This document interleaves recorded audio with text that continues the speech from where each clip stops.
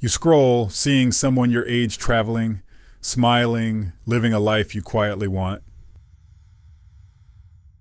You pause, stare at the screen, then look around your room, feeling something sink. It's not jealousy, it's quieter, like you missed a turn without noticing. You open your bank app, close it. Not today. You'll figure it out later. But later keeps moving. Like those videos, like those people getting ahead. You work, you earn, you spend. Nothing extreme. And somehow, nothing changes. Meanwhile, someone with the same 24 hours is building something you can't quite see. So you scroll more, trying to understand. Mostly you just feel behind.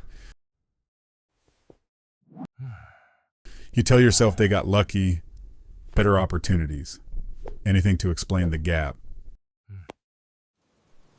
Because the alternative feels heavier, that maybe it's not luck. You start comparing everything, their income, their lifestyle. Your mind becomes a scoreboard. And each time you lose, you spend a little more to feel okay. A small reward, a quick distraction, something to close the gap just for tonight. But the gap doesn't close.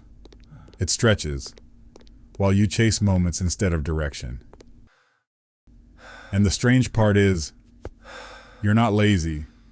You're trying. You just feel stuck.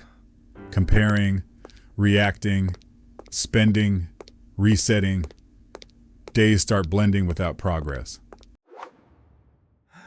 But here's the truth. Comparison isn't showing possibility.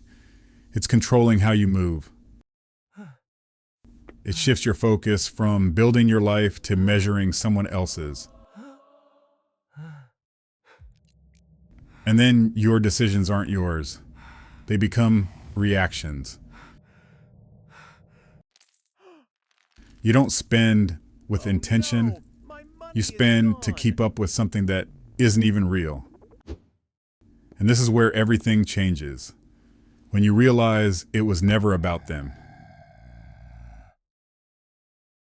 Discipline isn't restriction. It's choosing your path without needing approval. It's moving without checking if you're ahead or behind. It's building quietly, slowly, without needing to prove anything. Because real progress isn't exciting at first. It's repetitive, invisible, boring. But it's yours. Not influenced, not rushed, not shaped by highlights. And when you stop comparing, you finally see your direction. The noise fades, the pressure softens, your choices feel intentional. You're still at the beginning, but now you're moving forward, not sideways. So next time you scroll, will you follow them again, Ogu, or start walking your own path?